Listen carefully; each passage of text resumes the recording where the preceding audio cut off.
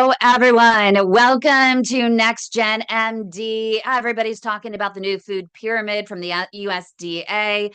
And we're here, we're getting a vascular surgeon's perspective. And the reason we're getting Dr. Lily Johnston's perspective is because one, she's just amazing. But number two is she is obsessed with metabolic health. And so that's why I think she's the perfect vascular surgeon to weigh in on the new food pyramid. If you have any questions, just make sure, put them in contact in the comments. I'm monitoring right now. We already have quite a few coming in right now on our Facebook channel. That's padsupportgroup.org. But also don't forget to subscribe to our channel in the meantime.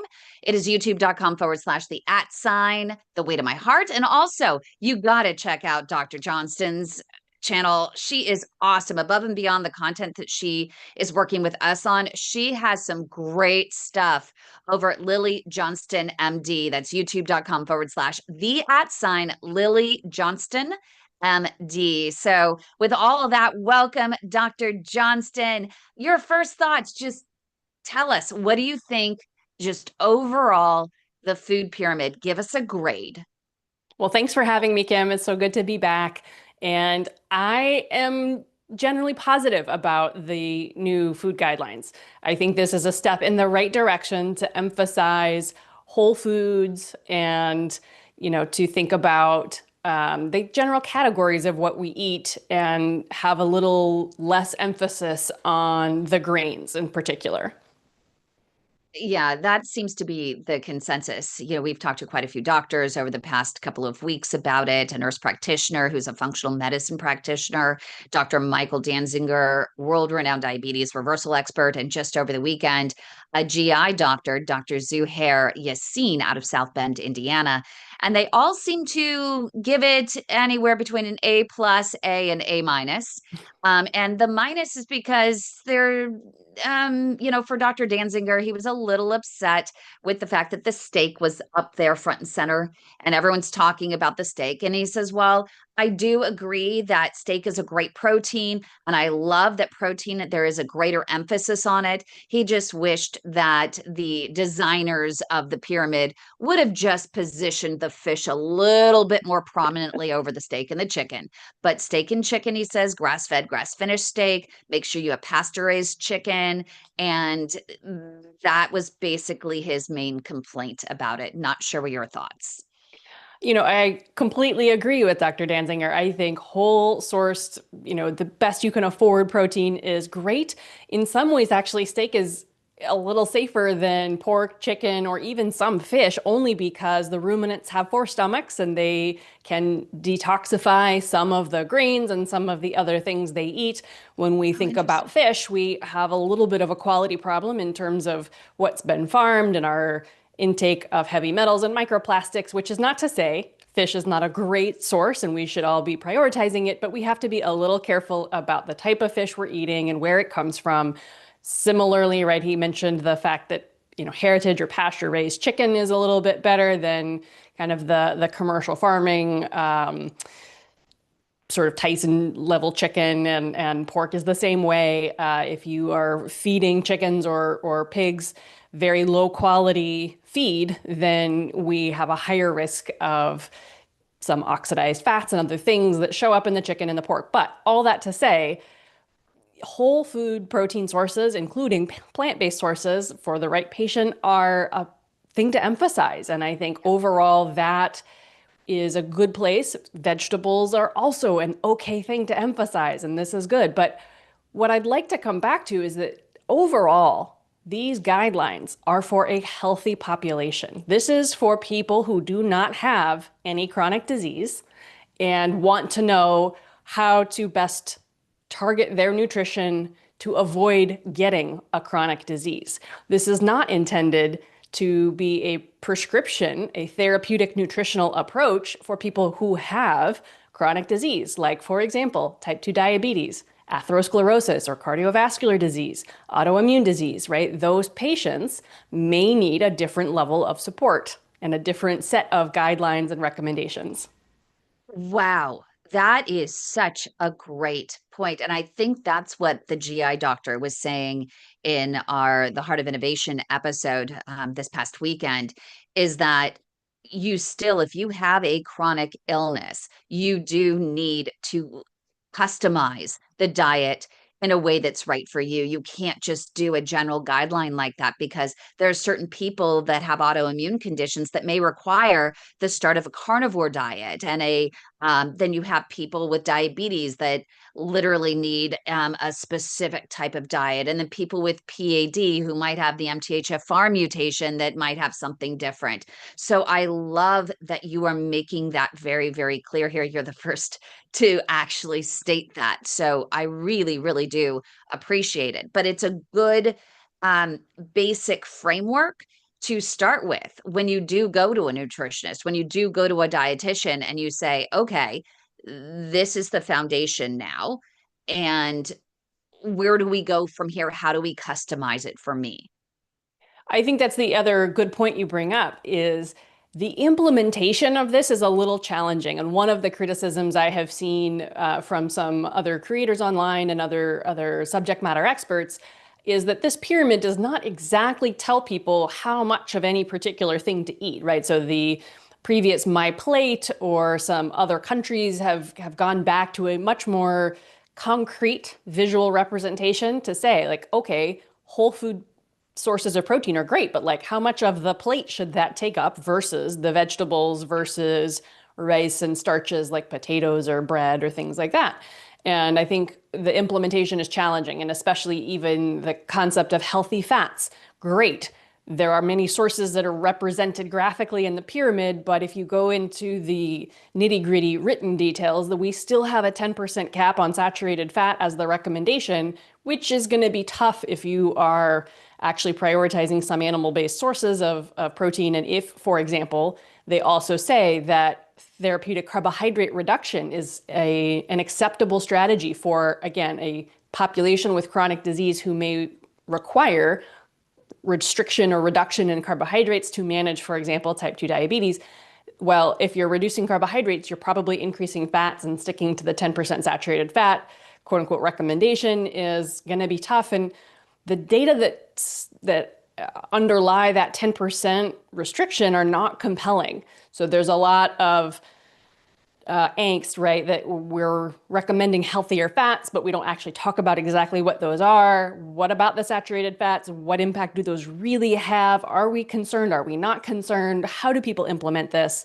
This is where we really have to go still, client by client, patient by patient, person by person, and figure out what exactly are we trying to achieve with your nutrition. Are we just reducing risk for future chronic disease and we're in a prevention state? Great, we can be a little loosey-goosey. Are we managing type 2 diabetes with poor glycemic control? That's a whole separate category, and we're going to make different choices. Are we very insulin sensitive but concerned about lipids for whatever reason? Great. Let's talk about how we target that nutritionally and what kind of result we might expect from that. And I failed to mention earlier chronic kidney disease. This is this is almost a death sentence for people with chronic kidney disease or advanced stage, end Ooh, stage renal say more about disease. that. I'm not sure I agree with that.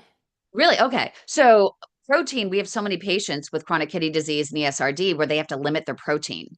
So if you have to actually, with the pyramid, it's focusing on doubling the protein. We have a lot of doctors with our patients that say, no, no, no, no, no, no. We need to watch the amount of protein that this patient is consuming. So, I would challenge that. There are okay. a fair number of papers that do not support that, and we have seen actually Really? improvement in kidney function on therapeutic carbohydrate restricted or reduced diets. That's Um, good to There know. are some patients with polycystic kidney disease who've actually shown improvement in renal function. So I think, again, I never want to prescribe a particular approach for anybody or say that any given patient can just eat whatever they want without Yep. working with their physician, right? I'm not trying to undermine anybody's relationship. And I think that the data on protein and renal function are not as compelling as you might think. And we have some evidence on both sides. So I'm not sure I that it's a death sentence writ large. I think that's probably not accurate. No, I love that you actually have a different perspective on that, because I mean, every single one of the patients that has come our way on chronic kidney disease, with chronic kidney disease or end stage, the number one thing they always say to us is, I'm told I need to limit my protein. So it's interesting that, when patients hear something like this, they need to also do their own research. They need to go to the dietitian and present the different types. You can go online and look up conflicting evidence that's out there, and you do have evidence on both sides, but it's ultimately then deciding on what is right for your presentation of disease. But that's really good to know that, for a patient, you don't just accept status quo. Someone might be reading one set of papers when there might be a whole other set of papers available. So thank you so much for bringing your perspective, because I think that that's a really great example of why everyone needs to be their best advocate. We do have Heinz who's here. Heinz, go ahead and unmute. Do you want to ask your question? Hi, doctor. Yeah, it's an opinion question. With the new food pyramid, alcohol intake has changed to say adults should consume less alcohol for better health. But yet Mediterranean countries, where many eat Mediterranean diets, drink more wine per capita versus the USA. So evidently alcohol seems to work for them. Your thoughts? A couple. That's a good question. There's a lot that's different about the Mediterranean countries and what they do versus what we do here. And some of that includes the general food processing, right? The wheat they use tends to be different than what we use. The ingredients, how they farm, the overall process by which they get food is just different, right? You hear these anecdotes of people who go on vacation to Europe and eat whatever they want for 2 weeks and actually come home, 3 pounds lighter. Then they just feel different, right? They're able to tolerate pasta and gluten and things in Europe that they cannot tolerate here in the United States. That's all anecdote, right? I'm not going to say that that's evidence-based. What I will say, though, for example, if you ever talk to a winemaker in the United States, they will talk to you about exactly how processed and how much chemical additive is included in the wine that is manufactured here, most of it, and the big commercial wines, right? And pesticides. Yeah, and there's maybe some of that in Europe, but I do think that they stick to a much more traditional approach most of the time over there. Again, maybe that's my bias. I'm not sure that I have a firm evidence base for that. All that said, my general experience is that my sleep gets worse when I drink more alcohol. It is a toxin, and the concept of like polyphenols and resveratrol, in my opinion, that's been largely debunked, and I don't believe that that is a significant source of potential benefit. I think less is better. I think that they got a little waffly about not giving a limit, right? They just say less is better, but we used to have, 2 drinks a day for men, 1 drink a day for women, which I think is probably a little excessive, although that was what had been supported by our epidemiology studies. So I think if you love it, fine, do it, quote unquote, in moderation. I hate that term, but less than 2 a day for men, 1 a day for women for sure. Probably, once or twice a week or less is maybe optimal, because it does impact your sleep. And if you love it, that's great. I would never suggest that anybody should drink more alcohol or like go out of their way to include it in their diet just because the Mediterranean folks seem to do great with it. I think if you want to go move to Spain, that's cool. I bet that actually improves your health, but short of that. Our nurse practitioner, NP Deidre, and we have our Ask NP Deidre episode that's on Wednesdays, and she takes a functional medicine approach to her thoughts and such. And she said, if you're going to believe in the resveratrol, definitely go supplement versus a glass of wine. She thinks the benefit of the supplements outweighs just having, the toxins from the alcohol.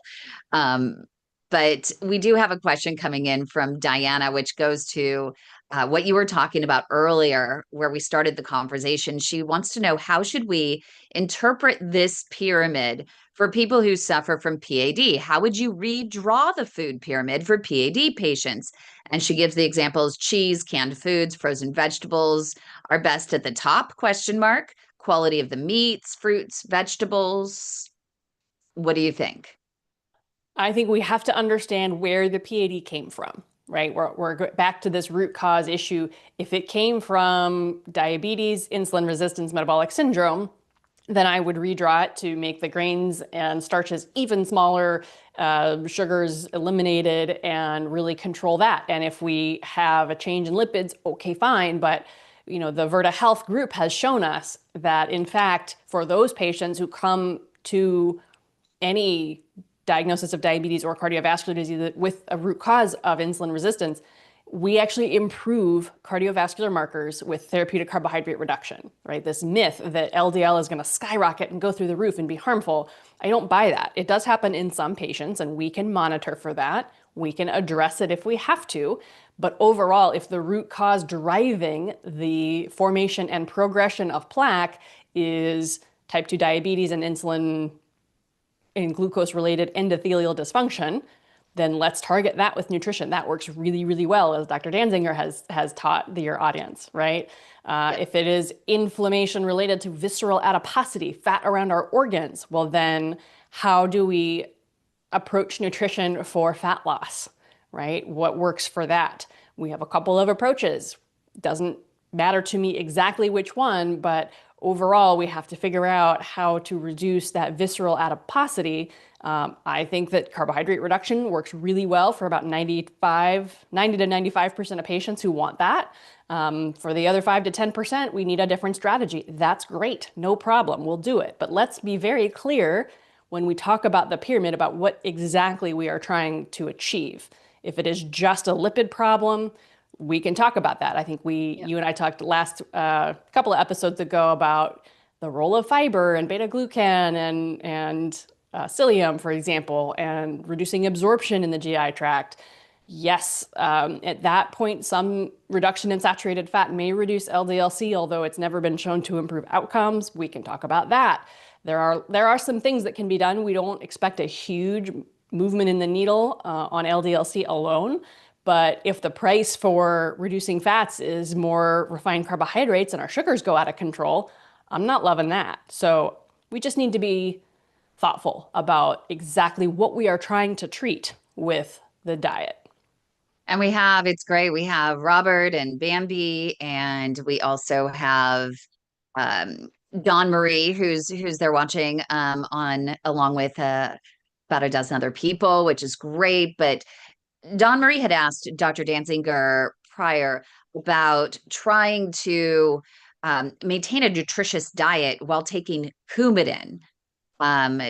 She has a clotting disorder, CAD, PAD, has been taking a GLP-1, but she understands that with vitamin K enriched vegetables, that you do need to make sure it's consistent. But when you're a busy mom and you have a career and you have all these things going on, trying to be consistent with K, so basically eliminating any vitamin K rich vegetables has been the go-to. How can she get all of the nutrients she needs in her diet while eliminating those vitamin K, that everyone talks about, the spinach, all the greens and things like that? I first of all,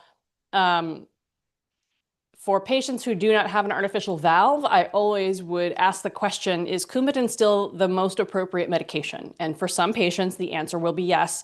That is a conversation they have had with their hematologist and or their other care team providers. But I will say it is the most problematic in terms of bleeding risk and in terms of arterial calcification. Coumadin actually results in increased arterial and valvular calcification, deposits of calcium in the blood vessels and in around the valves. We've known that actually for some time. So unless there's a very good reason that we have to be using warfarin or Coumadin, I would prefer a different agent, but let's just assume that it is the right agent for this patient. Great. At that point, I would say you eat what you eat and then you just monitor INR a little more frequently, but I would never ask somebody to restrict their vegetables or anything else based on that. We just have to be more thoughtful and careful about monitoring so that we can adjust as needed. But this idea that we should, restrict our vegetables to make the monitoring more even, I understand where it comes from, but from a long-term health perspective, right, it's hard for me to get behind that as an approach. And we have Kimberly that's writing in, what do we know about vitamins or supplements? Do any of them help along with the food? Do you suggest all food, or is there something that's supplemental that you suggest to your patients? And it's, of course, based on presentation of disease, but any go-tos? So not clear based on the guidelines. Let's start there. Second, there has been one study recently that looked at prevention of dementia that found a slight improvement in patients who took a multivitamin versus patients who did not. I would say the evidence is weak to moderate on that, but I don't think there's a huge amount of harm in a multivitamin if you wish to take one. Supplementation beyond that, and I actually just recorded a video about this over the weekend. Supplementation beyond that is to be treated like a drug. A supplement is a drug. It is an exogenous substance that we take to change a function in our body, either at the cellular level, the tissue level, or the organ level. So, like every drug, there should be an indication. What are we trying to achieve with this drug? And how will we know if it's working? Is there a lab value? Is there a symptom? I often prescribe magnesium glycinate for my patients to help with sleep. That is not a lab value because serum magnesium levels don't change very frequently and don't represent the deficiency state or the idea that it might actually be helpful. But if patients report that they sleep better when they incorporate this, then great. That to me is a good reason to continue using it. I check omega balance in my patients before I will offer omega supplementation. I use homocysteine as a way to talk about methylated B vitamin supplementation, but supplements are drugs and should be used accordingly. So that means the quality has to be high. They should be certified, either USP or NSF for sport certified, to make sure that what's in the capsule is actually what's on the label and there's nothing else scary in there. And where you get them makes a really, really big difference. So that's how I feel about supplements. And I know that Dr. Dean Ornish and Estelin and their heart disease reversal diets, I know that they're going to cringe with the new pyramid and olive oil being up so high. I know that Dean Ornish in particular had kind of settled back and softened his approach there and his limitations there, later on. But one of the reasons why olive oil has been so taboo is because so much olive oil on our store shelves is considered rancid. And you really need to make sure that you have the first or early harvest, hand-picked, extra virgin olive oil, and you really need to double check and make sure on the not only the processing date, the pick date, things like that. So make sure you really know your olive oil. And that's what Heidi is asking about. She says, I know why the bottle of oil is there. She wants to really, stress the importance of what kind of olive oil is considered healthy. You said it, Kim, right? First press from an olive without other oils should be what you get for olive oil. And there are certain places that are very closely regulated. California, for example, now has a lot of regulation around olives, just like it has for grapes, for wine. And I feel confident that if it's California olive oil, based on the labeling, that actually it comes from an olive and it is what it says it is. There has been a lot of adulterated olive oil on grocery store shelves in the past, and that still requires some careful consumer behavior. But I think, yeah, if it's just from the olive, you're in pretty good shape. And she's also asking about oatmeal. This is incredibly controversial because the GI doctor jumped on and he said, oatmeal, oatmeal, oatmeal, no cereals, do not eat any other cereals, just oatmeal. And then we've had other doctors in the past that have said, oatmeal is still inflammatory. You got to be very careful of it, always in moderation, and make sure it's steel cut oats. So she is asking, it's for you to explain the difference. Sorry, there are a couple weird questions. I'm trying to combine them here. Explain the difference between good oats and overly processed oats. And overall, is oatmeal good for me? I'm not deeply familiar with oats in general because I prefer my patients not eat them. I find them to be generally pro-inflammatory and also it spikes the blood sugar of many of my patients, not all. Some of that is what they put in the oats or come with the oats. Some of it is how they were processed, right? The quick oats tend to be pre-processed in a way that makes them very rapid to cook in the morning, which is convenient. But of course, I would say the longer it takes you to cook the oats, the less processed they are. And if you do well with oats and you know you tolerate them and they do good things for you in terms of your fiber and your GI tract and they don't spike your blood sugar, then I would pick the oats that take the longest to cook.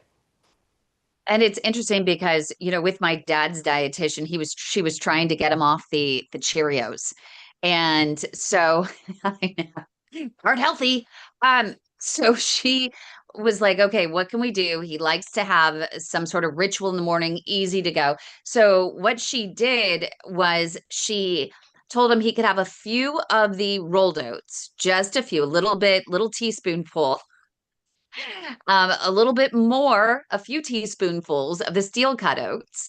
And then she said, I want you to add in hemp seeds. I want you to add in a little bit of some natural pea protein powder. I want you to add in a little bit of collagen, lots of chia seeds, and some, she broken down ground flax seeds. And she made up this great concoction that he puts in a little pot with a little tiny bit of water.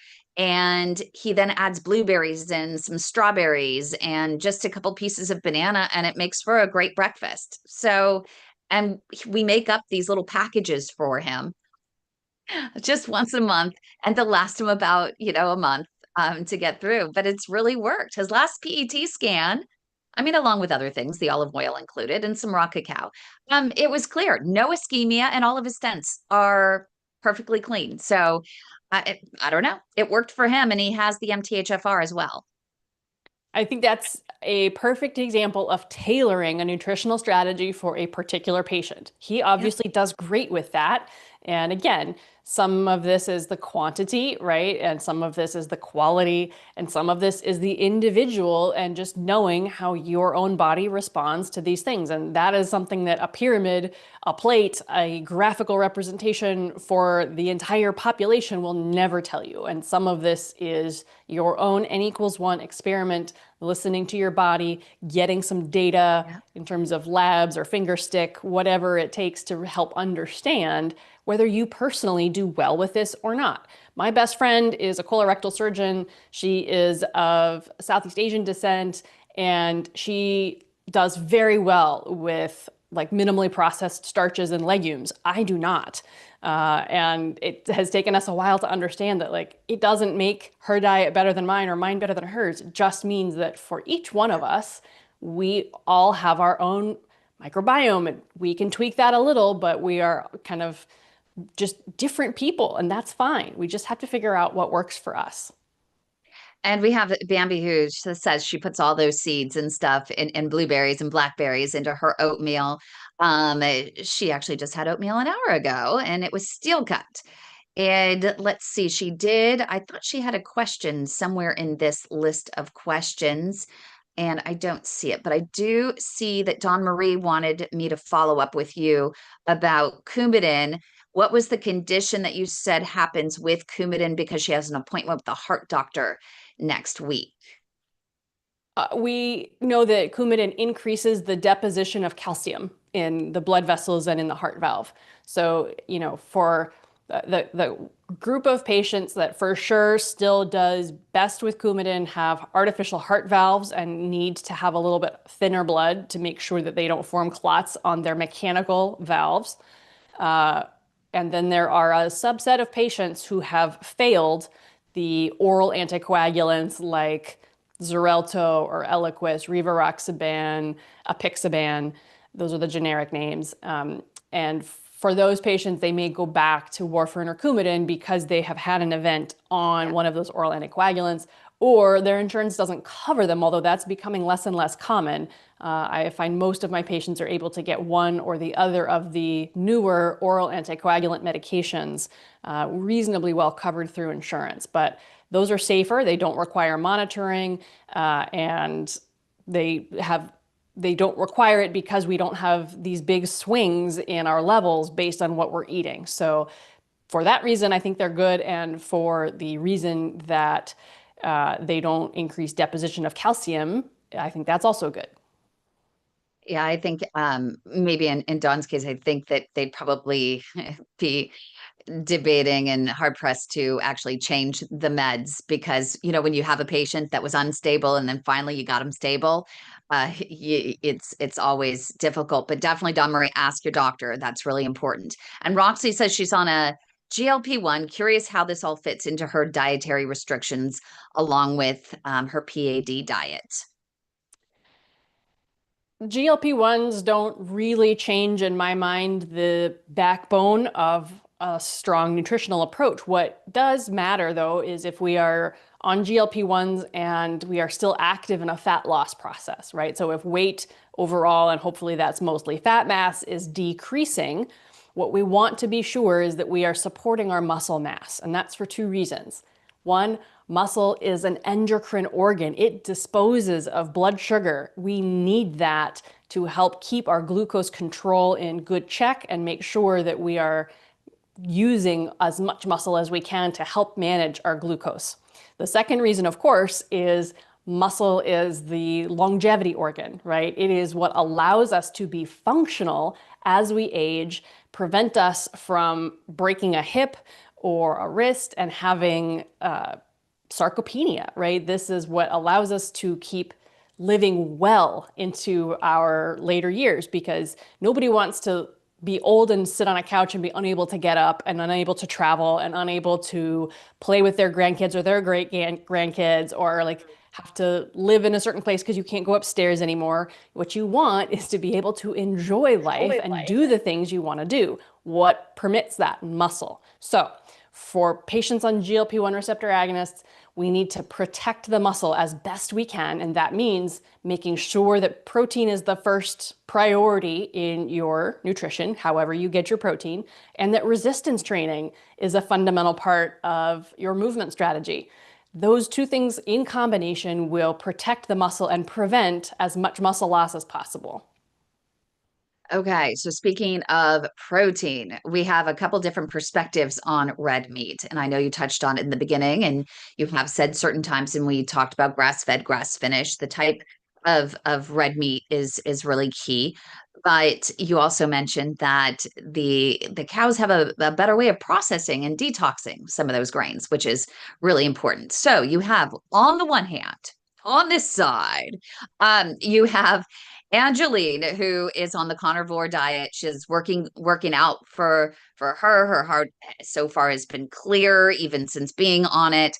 Wants to know your thoughts on that. I know you've talked about it before, but then on the other hand, you have Nancy, who says, I just don't understand why red meat is at the top of the pyramid. I quit eating red meat a few years ago. It's bad for my heart and bad for the planet. So on this corner. Yeah. Let's start with a carnivore diet.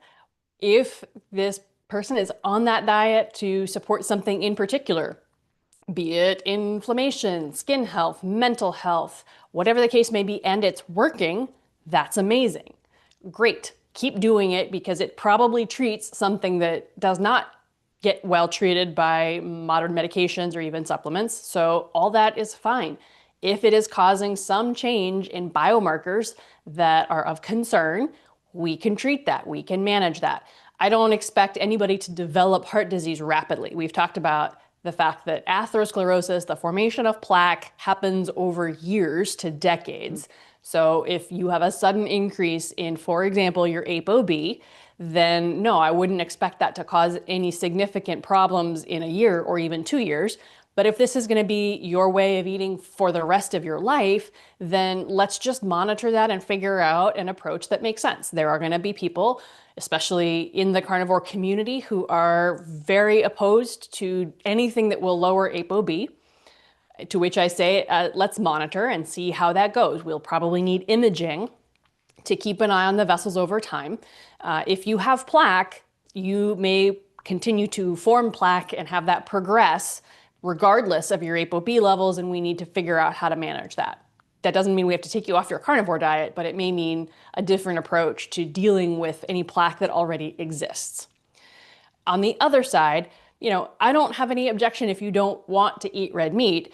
I don't think all red meat is the same, right? I think a steak is very different than bacon, is very different than a hot dog, is different than, grass-fed ground beef. All beef is grass-fed. Like, it may not all be grass-finished, but almost all cows, even commercially raised, will feed on pasture for some of their life. It's a question of duration. And the environmental argument has been made, and I think there are lots of people who have rebutted it, and in my opinion, successfully. Ruminants graze on land that is otherwise not really usable for any other type of agriculture. We can't plant other things on it. We don't have other things that graze it very well other than like sheep and other ruminants. So, especially with grazing, that's all green water. We're not actively expending additional resources to water that land. That comes from rain. The methane is like not a huge issue. Huge, big commercial farming, I think, is a problem, but it's a problem for meat and for vegetables, right? We mass produce soy and corn too, which comes with a lot of pesticides, and it comes with tilling the earth and killing a lot of small animals and reducing their habitat and destroying the soil quality. So I think whether you want to talk about commercial farming of plants or commercial farming of animals, none of that is great. It's so interesting that you're saying all this, because we did an amazing interview with a regenerative rancher that travels the globe to teach how to use regenerative ranching practices, because I didn't know until that interview that it's actually the health of the land that generates what's happening in the sky and whether you need more rain and things like that. And our soil and our land, it's just so sick, with what you're saying, all the pesticides and everything else. And he talked all about that. I geeked out on it. You would too. We'll have to set that up. Maybe he'll join and interview with us for a Next Gen MD, because I couldn't get enough of that interview. I learned so much. And we were also joined by the CEO of the World Food Bank, and he was aligned with everything he was saying. And he said that there is a big movement forward for newer regenerative ranching and regenerative farming practices. And even a greater push, there is an organization that they work with called Victory Gardens, which is trying to promote teaching people how to grow some of their own food in their backyard as well, with little planters, whatever it might be, to help improve the health of grander population. So I know you're smiling. It's pretty cool stuff, right? It's super cool. And I would refer you to the work of a man named Peter Ballerstadt, who runs a little group called the Ruminati, and he is an agronomer, I believe is his correct title. He has spent a lot of time in the agriculture space, but also in the metabolic health space. And he comes to some of the metabolic health meetings that I attend and gives lectures on the relationship between planet soil health and human health, and the fact that all of us are sick, the planet and humans, is an interesting relationship, and I think there's a lot of interesting overlap here. Peter is incredibly smart and very funny, and I think he would be an amazing guest to have. Okay, let's do it. Maybe we get both of them. It'd be really a great panel, great conversation. Would love that. We do have some questions, though, also still coming in. I don't want to take up too much of your time. I appreciate you donating your time to answer. We have so many questions today. This is such a great topic. We have Roxy, who says, sorry for another question, but no, that's why we're here. She wants your thoughts on the Mediterranean diet. I know that Heinz brought up a favorite portion of that Mediterranean diet, which is a glass of wine, European wine, less pesticides. But what are your thoughts on the Mediterranean diet? Just overall, I know the GI doctor, Dr. Zuhair Yassin, over the weekend was saying that, above and beyond anything else, it's the only one that seems to stand the test of time. I generally agree with that. The Mediterranean diet is what was studied in PREDIMED. This was the randomized trial that looked at dietary intervention to reduce cardiovascular events. And, if you talk to people who are critical of the work in the blue zones, for example, they'll say, well, what do you mean by Mediterranean? Because there are a lot of different groups of people who live on the Mediterranean, and they don't all eat the same way. This idea that the Mediterranean diet is one thing is perhaps a problem and flawed. You can have a lower carbohydrate version of a Mediterranean diet. You can have a higher carbohydrate version of a Mediterranean diet. But I think overall, we generally agree that it is a whole food-based approach. It emphasizes fish in general and as a source of protein. It emphasizes vegetables, olives and olive oil as the big source of oil and fruit in the diet.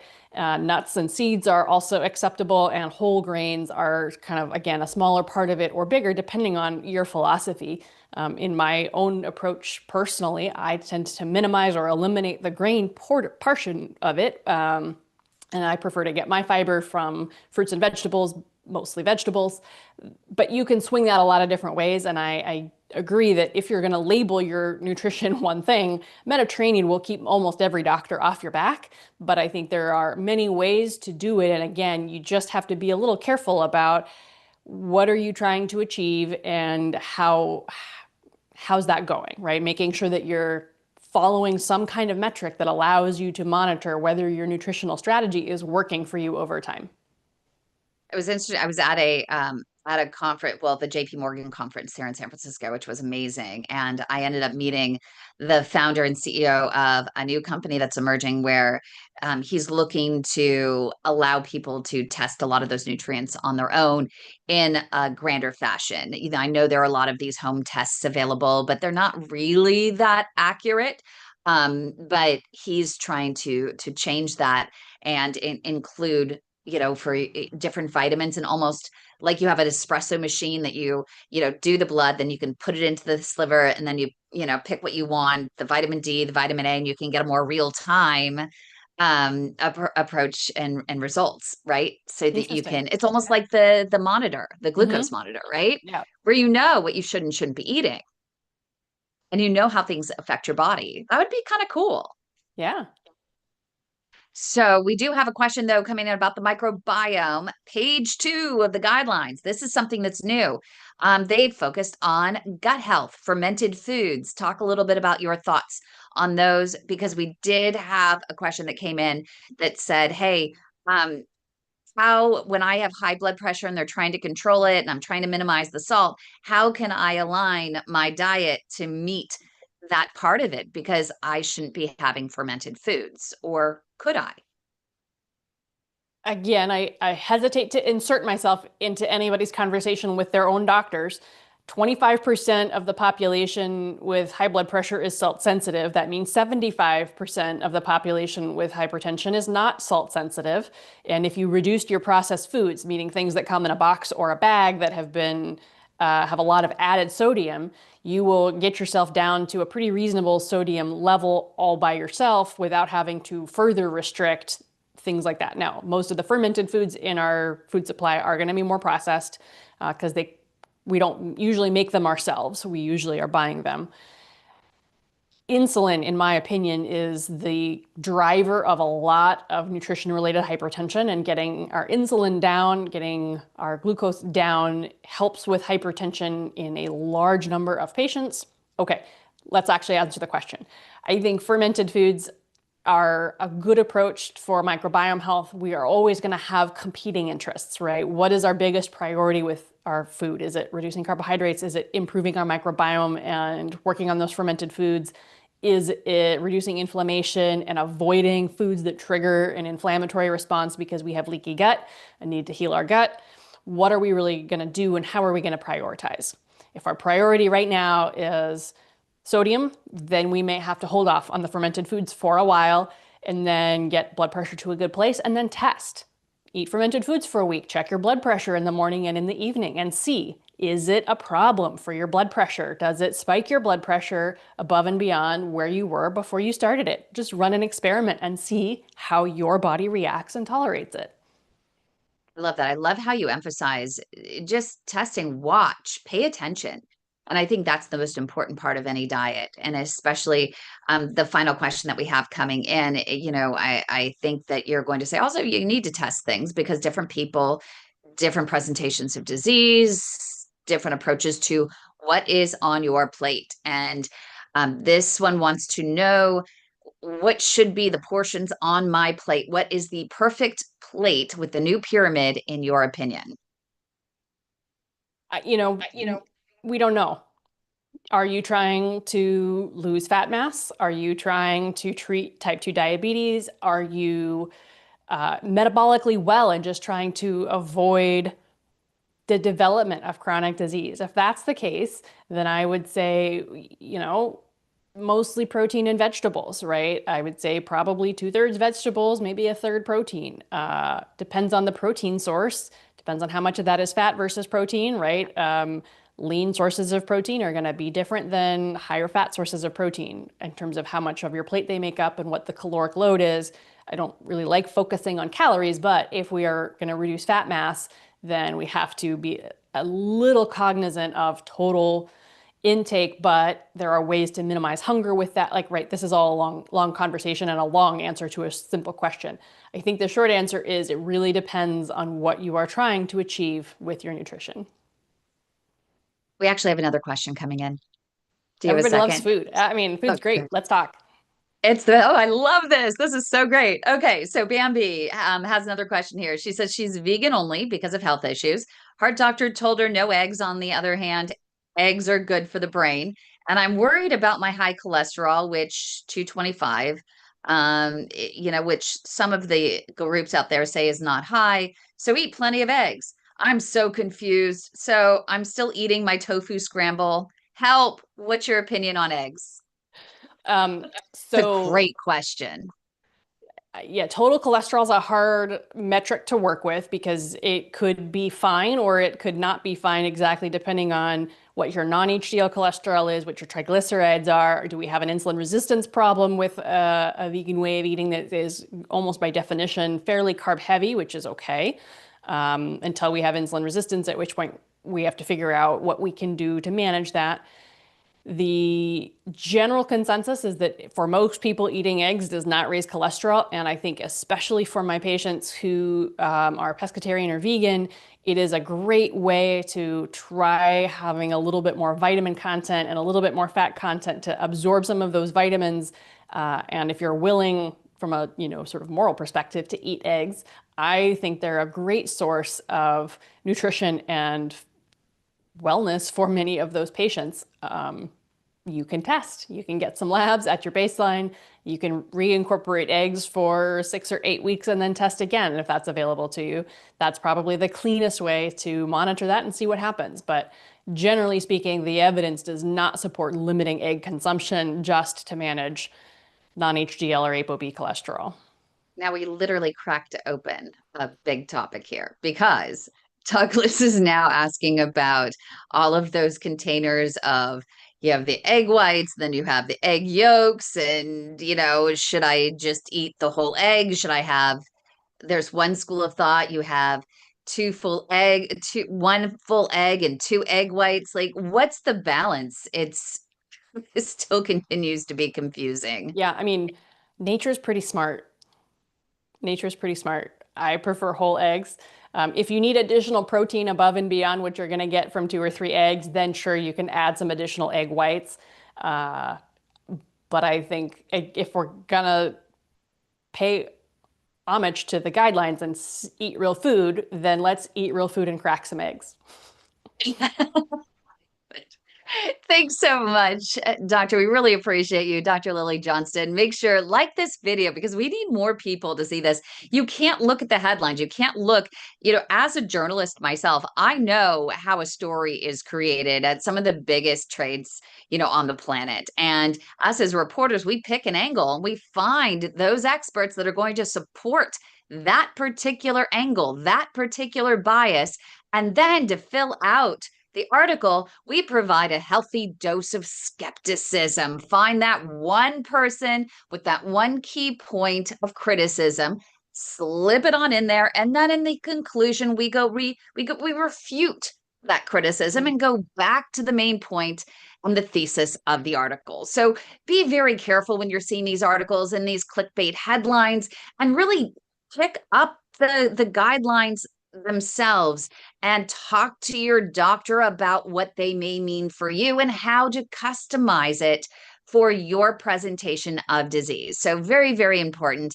Like this video, get this out there so more people get an unbiased perspective from a real vascular surgeon that's treating these issues, and see what your arteries look like on a daily basis. So definitely appreciate Dr. Lily Johnston being here. Subscribe to her channel, youtube.com/the @Lily Johnston, Johnston.